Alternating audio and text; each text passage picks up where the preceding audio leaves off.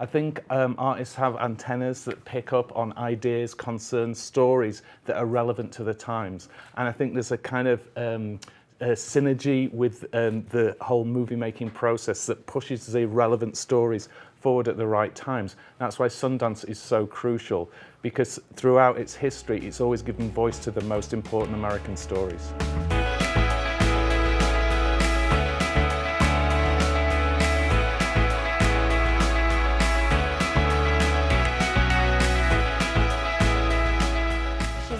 She's a trailblazer. She's multifaceted. She's complex. She's impressive. You know, I mean, I get a lot of scripts where I read the female characters and I kind of go, oh, I don't recognize you at all. Like, what are you? And in Colette, I recognized my friends. I recognized people that I know. I recognized, you know, and I wanted to know her. I wanted to be her. I thought she was an extraordinary being. So the opportunity to play her was just one that I couldn't pass up. I tried, but you wouldn't let me. Well, he's an interesting, conflicted character because he was a bon vivant who everybody liked, and he was a big reality star, really, who then stole his wife's art. So it was a complex character to play. What I really loved about the actual playing the scenes with him in particular was the speed of them. You know, I felt like they were two people that thought really quickly, and you know, I think Dominic, as far as his vibe when he works, it's not slow and, you know, it's not thought, you know, think, speak, pause, you know, all that kind of stuff. It's very, very quick. So I really enjoyed. I'm giving you a compliment. Stop looking at me like I'm being horrible. No, I'm delighted.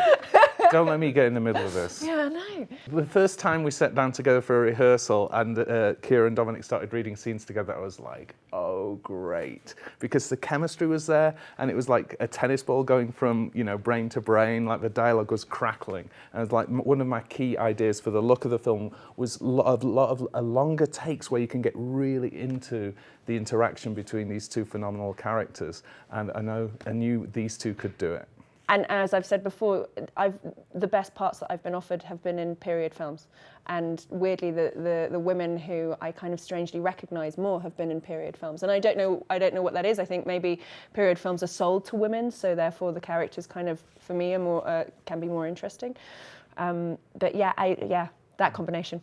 There was an issue on set one day about a corset, and I'm like, Keira, you've worn a corset more than probably any other person alive. Yeah. So you were a corset consultant. Oh yeah, 100% corset consultant, yeah. I think it's a challenge to, you know, the world that's been set up by men. I think traditionally in history, sex was about male pleasure and written about in that way. And I think one thing that Colette did was write about, you know, sensuality from a female point of view and absolutely break new ground.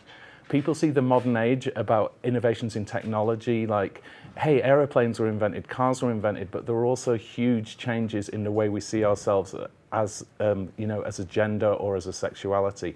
The cement was wet at that point, and Colette was drawing in it.